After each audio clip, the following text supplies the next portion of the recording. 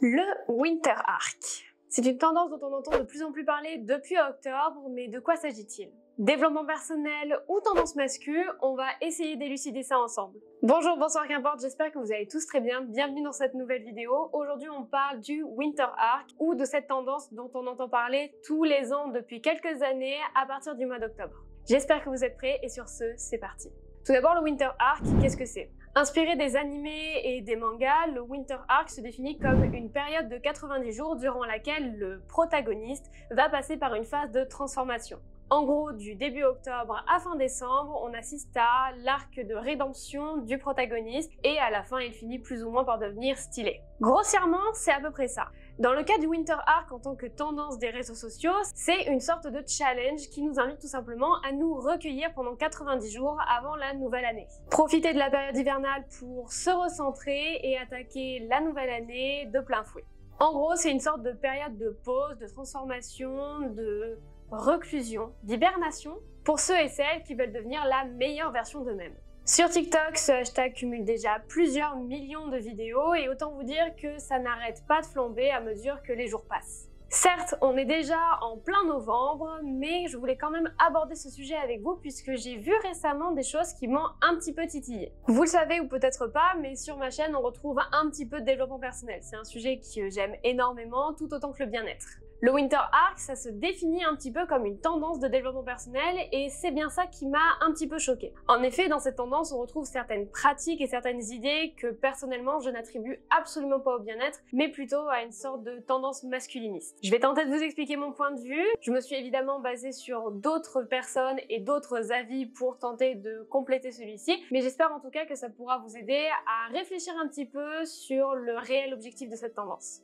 Avant toute chose, on va essayer de définir pourquoi est-ce que cette tendance attire autant de monde. Parce que qu'on se le dise, depuis quelques années, on voit de plus en plus de personnes aborder le sujet d'être la meilleure version de soi. On a une montée en crescendo du développement personnel, des phrases motivantes, des personnalités dites motivation, des chaînes qui vont dans ce sens aussi, bref. C'est un sujet extrêmement en vogue depuis le Covid. Et en effet, pendant le Covid, on n'avait pas grand-chose d'autre à faire que de réfléchir au réel sens de notre existence. Et le développement personnel se prête très bien à cette question. Mais alors pourquoi est-ce que le Winter Arc séduit autant de monde à la même période? Tout simplement parce qu'en fin d'année, on est très souvent en quête de renouveau. Les jours d'hiver arrivent, ils sont plus courts, on change d'heure. Pour certains, il y a aussi la rentrée scolaire qui est marquée en septembre et en octobre, on a fini de découvrir tout ce nouveau monde et on est un petit peu dans la phase de « qu'est-ce que j'ai fait cette année ?» En bref, octobre, c'est un peu la période où on commence à ralentir et à se recentrer sur soi. C'est juste avant les fêtes, on n'a pas grand-chose à faire, c'est un petit peu déprimant puisqu'il n'y a plus de soleil. Bref, la période idéale pour penser à se développer soi-même. Dans le Winter Arc, on peut retrouver des vidéos avec des programmes visant à vous aider à peut-être avoir un nouvel objectif physique pour la nouvelle année ou pour développer une compétence, apprendre à méditer, faire du journaling, bref. Avec des vidéos et des programmes, les créateurs de contenu et influenceurs vous vendent l'idée que cette période hivernale est idéale pour repartir sur des bases saines, qu'elles soient mentales ou physiques. Certains sont très impliqués dans le développement personnel et affirment que c'est littéralement le meilleur moment pour devenir la meilleure version de soi. Ils encouragent ainsi l'arc de transformation un petit peu héroïque et vous vendent l'idée que en 90 jours, vous pouvez totalement changer de vie. C'est très clairement du marketing et je pense que vous aurez compris que ces discours peuvent parfois mettre la pression à des personnes qui n'ont absolument rien demandé. Mais avant d'attaquer le Winter Arc sur tous les aspects un petit peu négatifs et malsains que j'ai pu trouver, commençons déjà par en décrire les bienfaits puisque oui, il y en a. Tout d'abord, le Winter Arc, comme on l'a dit, ça encourage le recentrage sur soi-même, ce qui est plutôt une bonne chose puisque c'est en se recentrant sur soi-même qu'on peut savoir si on est réellement heureux dans la vie, si on est vraiment épanoui dans notre taf, si nos relations sociales sont assez enrichissantes pour nous, bref, c'est en se recentrant sur soi qu'on arrive à vraiment faire le point. Ok, sur ça, tout va bien. Ça nous permet aussi de faire le point sur nos accomplissements, se poser des questions quant à nos intentions pour l'année prochaine et partir globalement avec un regain de motivation pour la fin d'année. Ensuite, le Winter Arc, c'est aussi une opportunité pour travailler sa discipline et sa productivité. En effet, dans de nombreuses vidéos, on retrouve de nouvelles habitudes qui sont là pour vous aider à booster vos capacités et à optimiser votre temps. Méditer le matin, faire du journaling, faire du sport, adopter des méthodes de travail qui vous permettent d'être dans le flow, En bref, on vous dit que vous profitez de la période hivernale pour vous créer un espace personnel et une nouvelle routine qui va vous enrichir. Bien qu'elle soit compliquée au début, vous en tirerez des bienfaits par la suite. Comme aller à la salle, se lever à 5 h du matin, aller courir. C'est vraiment toute cette idée de mettre en place des nouvelles routines à l'approche de l'hiver puisqu'on va être beaucoup plus chez soi qu'en été. Si le Winter Arc peut vraiment être une opportunité pour certaines personnes de créer un élan de renouveau et de se mettre dans des bases saines pour la nouvelle année, pour d'autres, ça peut être vraiment une source de pression, surtout quand on entend des discours qui sont plutôt enflammés.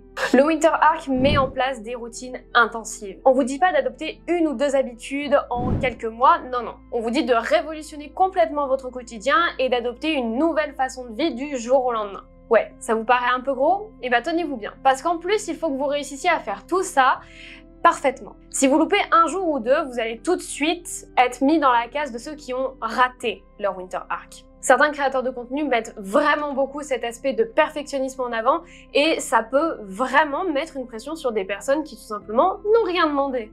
Ainsi, les personnes qui entament un Winter Arc se mettent à vouloir tout contrôler et le mois. Ensuite, cet arc, il prône quand même un certain isolement social. Ouais, on vous dit de vous isoler des personnes, de vous couper un peu de votre entourage et du monde et de vous recentrer réellement sur vous-même. Le problème en faisant ça, c'est que s'isoler, c'est pas forcément la solution à nos soucis. Au contraire, certaines personnes sont là pour nous aider et avoir des discussions avec nos proches peut se révéler plus enrichissant que de simplement ruminer dans son coin. Ponctuellement, c'est bénéfique de s'isoler. Je suis la première à le dire, j'adore mes temps seuls et j'ai besoin de ces moments où je suis au calme avec mes pensées pour réellement les écouter. Mais de là à dire qu'il faut s'isoler pendant 90 jours, je trouve ça un petit peu extrême. Surtout qu'en hiver, on est plus susceptible de se sentir seul pour plein de raisons différentes, mais par exemple, si vous êtes éloigné de votre famille et que vous ne passez pas les fêtes avec eux, vous risquez vraiment de ressentir ce poids de la solitude que vos amis pourraient vous enlever, mais comme vous vous êtes isolé pour votre Winter Arc, vous ne voyez personne. Vous voyez le problème qu'il y a? Ensuite, vous l'aurez compris, s'il y a du perfectionnisme, il y a également un risque de surmenage qui est bel et bien réel. À force d'être dans la recherche de l'optimisation extrême de son temps, on en devient vraiment parano. Et je vous le dis pour l'avoir vécu, j'ai longtemps été la personne qui optimisait son temps à la milliseconde près. Il n'y a rien de pire que d'arriver à un moment où notre plan est chamboulé et où en fait on commence à perdre du temps. Apprendre à perdre du temps, c'est essentiel pour se sentir bien dans son corps. On a une vie, elle n'est pas forcément toujours très longue, mais savoir qu'on ne peut pas en optimiser chaque seconde est essentiel pour pouvoir tout simplement profiter du moment présent et ne pas toujours aller chercher dans l'optique d'être productif. Chercher l'optimisation, c'est aussi ignorer ses propres limites et se dire que si on ne déjeune pas ce jour-là, c'est pas bien grave, au moins on aura fini ce projet-ci. Vous voyez un petit peu le souci? Et enfin, un dernier point. Évidemment, à chaque fois qu'il y a une tendance qui perdure un petit peu dans le temps, les marques s'en saisissent pour vous faire du marketing sur celle-ci. Ça vous pousse à acheter des routines, des vêtements et globalement, à acheter des choses pour une seule occasion. On est dans l'optique de la surconsommation et autant vous dire qu'en 2024 comme en 2025, c'est vraiment pas idéal. Alors que ce soit des compléments alimentaires, des vêtements, des routines, bref, peu importe, les marques se servent bien du Winter Arc pour vous dire qu'en 90 jours, leurs produits vont vous faire évoluer de malade. Spoiler alerte, non, c'est rare. Ainsi, le Winter Arc, ça peut vraiment mettre une pression pour consommer et donc pousser les gens à acheter des choses dont ils n'ont pas besoin, au détriment de leurs réelles envies. Et j'ajouterais à ce point que si le Winter Arc était simplement une tendance développement perso, on saurait très bien qu'elle n'a pas besoin de produits pour être efficace. Un Winter Arc, s'il est bien fait, vous avez simplement besoin de votre tête, peut-être d'une feuille blanche, d'un crayon ou d'un journal, et c'est tout. Ni moins, ni plus. Je vous ai parlé de masculinisme au début de cette vidéo et je pense que vous ne comprenez toujours pas ce que je veux dire, mais je vais vous expliquer. Le Winter Arc, pour moi, a clairement une dimension masculiniste qui peut être extrêmement nocive pour tout le monde. En effet, je crois que c'est notamment aux États-Unis que le Winter Arc commence par un geste purement masculin, se raser la tête. Pourquoi? Tout simplement parce que la calvitie est sujet à moquerie de la part des femmes. C'est pas moi qui le dis, ça a réellement été observé chez certaines personnes qui ont donné ces raisons-là. Je vous mettrai de toute manière toutes mes sources en barre de description. Enfin, si se raser la tête n'était pas assez, on a aussi l'optique d'acheter un sweat à capuche pour paraître mystérieux lorsqu'on va faire son footing à 5 h du matin dehors dans le froid. Oui, c'est réel. Et si ces deux actions vous paraissent plutôt inoffensives, en fait elles sont carrément vendues comme l'acte d'un mâle alpha, voire même d'un sigma, et donc quelque chose qui renforce la virilité des personnes qui les font. Et qu'on s'entende, ça n'a pas de justification constructive, c'est simplement une tendance qui n'a aucune base logique, comme beaucoup d'autres. En plus, le cercle vicieux de la performance peut aussi mettre une sorte de concurrence entre les personnes qui font un Winter Arc en le partageant sur les réseaux sociaux.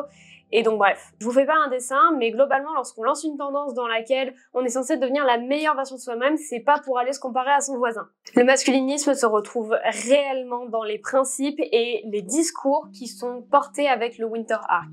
Je vais quand même ajouter une certaine nuance puisque je vois de plus en plus de femmes parler du Winter Arc sur internet, mais sous une optique un petit peu plus douce. En effet, si vous regardez des vidéos sur le Winter Arc, vous verrez que la plupart des hommes ont des discours quand même très stricts, très perfectionnistes et très procéduriers, tandis que d'autres femmes disent plutôt « adopter telle ou telle nouvelle habitude, ça peut être sympa pour vous ».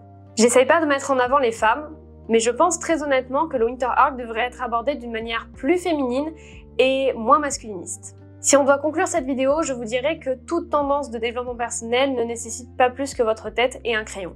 Le Winter Arc, pour moi, pose problème dans le sens où il va vraiment mettre une pression par-dessus les épaules sur des personnes qui veulent simplement profiter de leur fin d'année. Vous n'êtes pas obligé d'être hyper performant et surtout, vous n'êtes pas obligé d'être une nouvelle personne avant 2025. Évoluez à votre rythme et rappelez-vous que peu importe ce que vous pouvez voir sur les réseaux sociaux, chacun a son chemin de vie et il est important de se rappeler de ses propres limites, de ses propres envies et de ses propres besoins. Le Winter Arc, tout le monde n'en a pas besoin.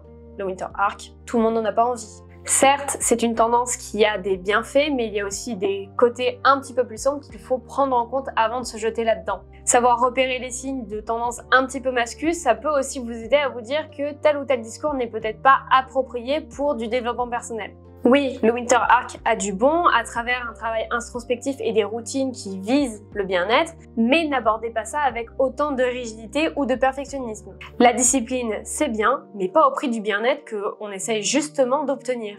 Alors à chacun de trouver son Winter Arc, que ce soit par simplement commencer à méditer le matin ou écrire un petit peu le soir ou lire 2 pages l'après-midi.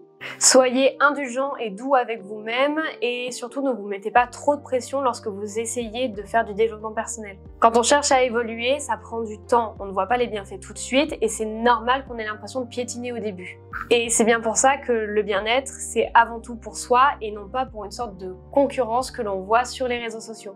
Le Winter Arc est quelque chose de bien lorsqu'il est fait dans un cadre réellement personnel et avec des objectifs qui sont adaptés à la personne et des discours qui sont indulgents. Une dernière chose, le bien-être, ça ne se mesure pas avec de la productivité ou de la discipline. Ça se mesure à l'intérieur de soi et ça se ressent. Si vous êtes mal dans votre peau, mal dans votre vie, vous le sentez. Mais si vous êtes à un moment de votre vie où vous vous posez des questions, ça ne veut pas dire qu'il faut forcément tout changer. C'est peut-être qu'il est temps de s'écouter un petit peu plus et de réfléchir un petit peu plus à ses objectifs de vie. Et ça n'a rien à voir avec une transformation. Soyons dans l'équilibre entre bien-être, productivité et écoute de soi. J'espère que cette vidéo vous aura plu, j'ai conscience qu'elle est un petit peu plus courte que d'habitude, j'ai tenté de faire quelque chose d'un petit peu différent. On s'entend que j'ai quand même un avis assez tranché sur le Winter Arc, mais je vois quand même vraiment certains bienfaits à cette période hivernale. Maintenant, je trouve qu'elle a vraiment été mise au service de quelque chose qui n'est peut-être pas forcément bon et qui se dégrade d'année en année.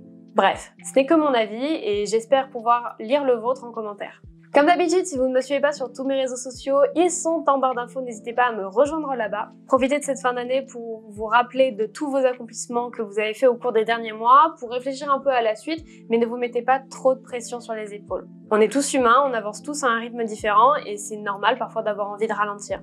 Donc si vous avez envie de ralentir jusqu'à décembre, jusqu'à janvier, jusqu'à février, allez-y. Bref, je pense que j'ai assez blablaté. N'oubliez pas que vous êtes unique, prenez soin de vous et prenez soin des autres. Faites attention à ce que vous voyez sur internet et sur ce, je vous dis bye!